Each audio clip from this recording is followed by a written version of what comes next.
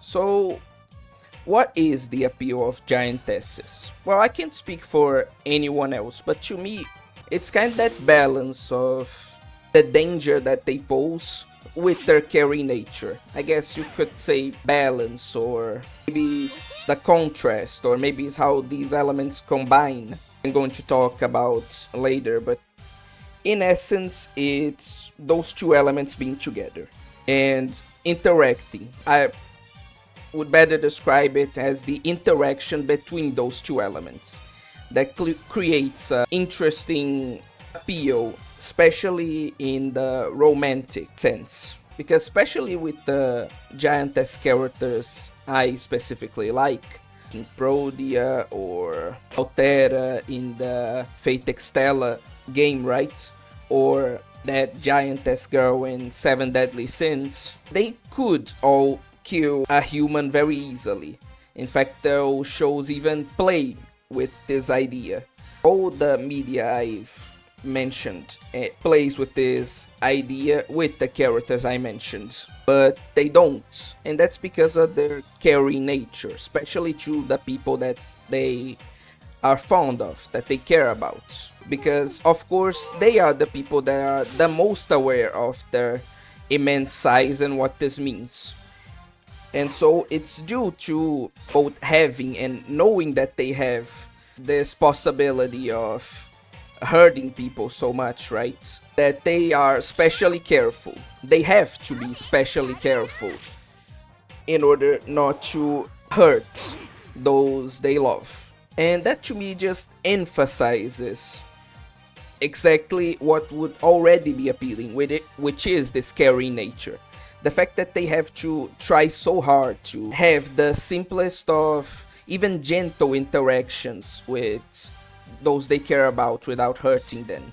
The fact that they have to always be super vigilant and super cautious in order to not hurt them, even unintentionally. This added difficulty, and especially the fact that they are willing to go through that extra difficulty that they have, just enhances that element that obviously would already be very appealing of them being so caring, so loving, and genuinely wanting to get closer to the people that they care about, right? The presence of that danger enhances that element, but not only that, but due to the scary nature, this also enhances the element of danger. Like, it's exactly because of how caring and how careful and how genuinely good natured is, how due to these common aspects of their personality that are almost always on display, almost always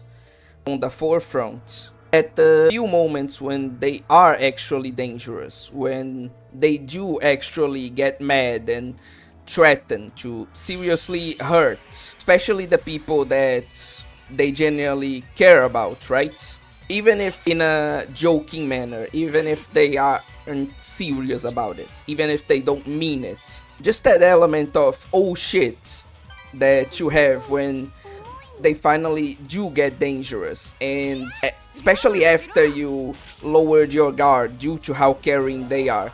This element of surprise, of kind of realization when you are made aware very directly of oh shit, I forgot about this due to how they usually act, but I am in fact dealing with a being that could kill me without any difficulties. They could kill me by accident.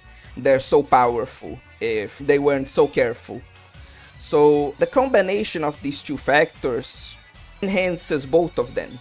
The horrifying nature of their power enhances their usual carry nature, and their usual carry nature enhances the horror when they do finally get serious. And so it's there that I feel like it's in that interaction where I feel like the appeal of these kinds of characters lie. But again, of course, that's only my perspective. What kind of giantess characters do you like? And what kind of appeal do they have to you? Is it the same that they have to me, or is it a completely different one? I'd be really curious to find out about that.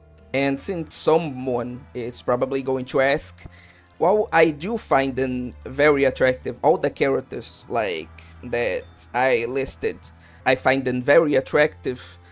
I very much prefer this appeal when it's done in a more dovey, cutesy kind of way, instead of has a hentai tag essentially, because just imagining how that would work, obviously logistically, is a nightmare that almost completely takes off all that appeal that I talked about before and just makes the thing incredibly nasty instead. So this is my way of saying, let's not go there. I know you're really wondering that. I know your mind is going to that place. I know how you degenerates think, but for once in our lives, let's not go there. And that will be it for today. If you liked this video, then please remember to, of course, like, comment and subscribe, as this really helps me out even more than you think.